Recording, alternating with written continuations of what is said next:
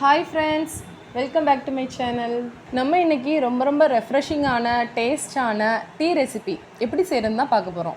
இந்த ரெசிபி முக்கியமாக நான் பிகினர்ஸ்க்காக ஷேர் பண்ணியிருக்கேன்.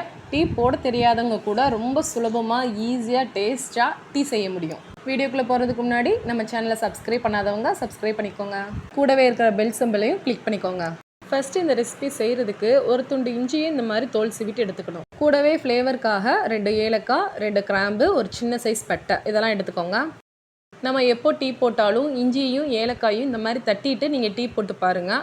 அதோட ஃப்ளேவர் டீயில் நல்லா இறங்கி ரொம்ப வாசமாக இருக்கிறதோடு மட்டும் இல்லாமல் ரொம்ப டேஸ்ட்டாக இருக்கும். இதோ இந்த அளவுக்கு நம்ம இஞ்சியை நல்லா நசுக்கிட்டு எடுத்துக்கணும். இதை தனியாக எடுத்து வச்சிடலாம். இதே போல் நம்ம எடுத்து வச்சுருந்த ஏலக்காவையும் இதே மாதிரி தட்டி எடுத்துக்கலாம். நம்ம எப்போவும் இஞ்சி டீ போடும்போது கொஞ்சமாக ஏலக்காய் சேர்த்தோன்னா ரொம்ப ஃப்ளேவராக சூப்பராக இருக்கும். பட்டை, கிராம்பு இது ரெண்டையும் நான் நசுக்காமல் சேர்த்துருக்கேன். நீங்கள் நசுக்காமல் சேர்த்தா தான் அதோட ஃப்ளேவர் ரொம்ப ஸ்ட்ராங்காக இறங்காமல் நல்ல மசாலா டீ குடித்த ஒரு டேஸ்ட் இருக்கும். இப்போது ஒரு அடிகனமான பாத்திரம் எடுத்துக்கோங்க. அதில் 1 கிளாஸ் அளவுக்கு தண்ணி சேர்த்துக்கிட்டேன். நான் இன்றைக்கி 2 பேத்துக்கு டீ செய்ய போகிறேன். அதனால் 1 கிளாஸ் அளவுக்கு தண்ணி எடுத்துக்கிட்டேன். இந்த மாதிரி லேசாக கொதிக்க ஆரம்பித்தோன்னே நம்ம ஆல்ரெடி எடுத்து வச்சுருந்த இன்க்ரீடியன்ட்ஸ்லாம் இதில் சேர்த்துக்கலாம். இது கூட நான் 2 டீஸ்பூன் டீ தூள் சேர்த்துருக்கேன். நீங்கள் உங்களுக்கு தேவையான அளவுக்கு டீ தூள் சேர்த்துக்கோங்க. ஒவ்வொரு டீயும் ஸ்ட்ராங்காக இருக்கும் கம்மியாக போட்டாவே. சில டீ 2-3 ஸ்பூன் எக்ஸ்ட்ரா சேர்த்தா தான் நல்லாயிருக்கும். இப்போ இது கூடவே நம்ம தேவையான அளவுக்கு வெல்லம் சேர்த்துக்கலாம். உங்ககிட்ட ஒயிட் சுகர் இருந்தால் நீங்கள் அதை கூட சேர்த்துக்கலாம். எல்லாத்தையும் சேர்த்துட்டு இந்த மாதிரி 1 டைம் நல்லா கலந்து விட்டுக்கணும். இதை ஹை ஃப்ளேமில் வச்சு ஒரு 2 நிமிஷம் அளவுக்கு இதை கொதிக்க விட்டுக்கணும். அப்போது தான் அதோட ஃப்ளேவர் எல்லாமே தண்ணியில் இறங்கும். இப்போ பாருங்கள், டிகாஷன்லாம் நல்லா இறங்கி டார்க் கலரில் வந்திருக்கு.